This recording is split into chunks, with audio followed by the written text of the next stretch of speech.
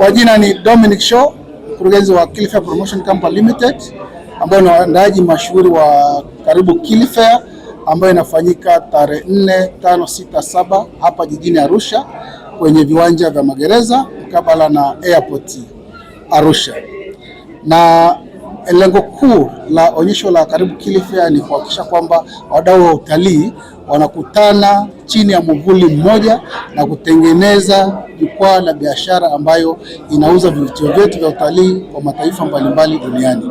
Tuna standard imekuwa ni ya juu zaidi compare na miaka mingine, lakini kubwa zaidi tuna attraction ya mlima Kilimanjaro ambayo tumekuja kivingine sasa hivi, ambayo mtu ataweza kupanda mlima Kilimanjaro akiwa pale viwanja vya Karibu Kili Fair na kujishindia safari ya mlima Kilimanjaro au taslimu milioni 1 kwa ajili ya kupata ushindi wa kupanda mlima Kilimanjaro katika viwanja vya Karibu Kili. Mgeni rasmi mwaka huu atakuwa ni Waziri wa Maliasili na Utalii, Ashad Kijaji.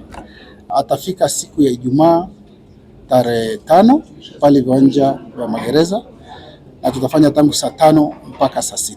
Naitwa Grace Allen, nafanya mauzo na masoko Karibu Kili Fair. Napenda sana kuwakaribisha kuanzia tarehe 5 mpaka 7. Watu wote mnakaribishwa. Tunapokea familia, tunapokea watu ambao wana watoto, kuna sehemu ya kucheza, tunapokea watu ambao wamekuja tu kutembea na kuangalia, na kiingilio ni bei nzuri sana ya Kitanzania. Nipende kuwakaribisha wote na tutafurahi kuwaona. Karibuni sana. Kama sisi kwanza kabisa, kama ambavyo alisema bosi wangu, tumeajiriwa zaidi ya watu 40 ndani ya ofisi. Hiyo inamaanisha kwamba kuna watu ambao wamepata ajira kupitia Karibu Kili Fair. Na pia katika siku za eventi tunakuaga na watu ambao tunawachukua part time more than 100.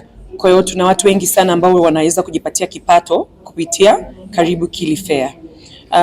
Kwa chana na hilo pia tunaweza kutangaza nchi yetu kwa ukubwa na katika nchi mbalimbali. Kama ambavyo tulisema tuna event ya Karibu Kili Fair, lakini pia tuna event nyingine mbalimbali ambazo tunafanya Afrika na tunafanya bara la Ulaya. Naitwa Timothy Mdinka, ni mdau wa utalii hapa Tanzania.